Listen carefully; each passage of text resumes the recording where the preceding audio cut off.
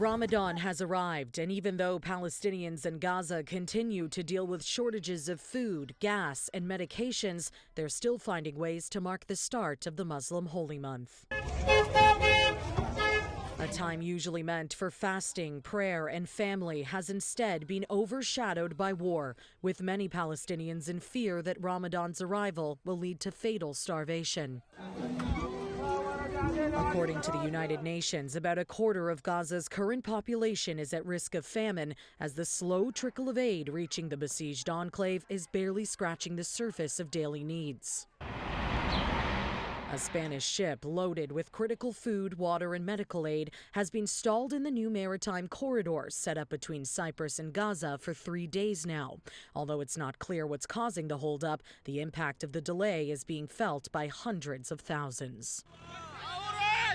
More humanitarian aid did arrive in Rafah Monday morning thanks to a joint effort between the U.S., Egypt, France, Jordan, and Belgium. Speaking Monday, UN officials reiterated calls for an immediate ceasefire. My strongest appeal today is to honor the spirit of Ramadan by silencing the guns and removing all obstacles to ensure the delivery of life-saving aid at the speed and massive scale required.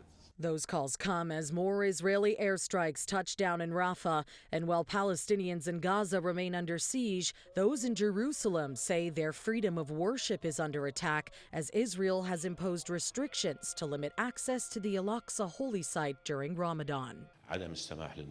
Not allowing worshippers to perform their religious duties and rituals during the holy month and restricting access to Al-Aqsa Mosque, all this pushes towards an explosion in the situation, and this is what we are warning about. Al-Aqsa is considered one of the most sacred places to both Jews and Muslims and has been a long-standing flashpoint between the two groups.